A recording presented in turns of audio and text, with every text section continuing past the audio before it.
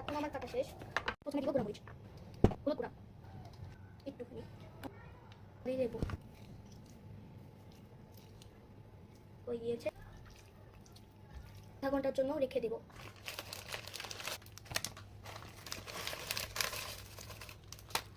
এটা আমার ফেভারিট। এখন আমি এটাকে গুঁড়ো গুঁড়ো করবো।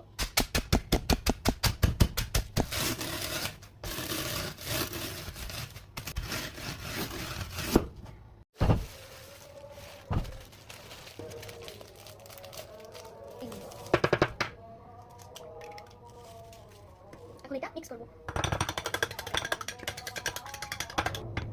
করে নিব প্রথমে কর্নফ্লাওয়ারে, তারপর ডিমে,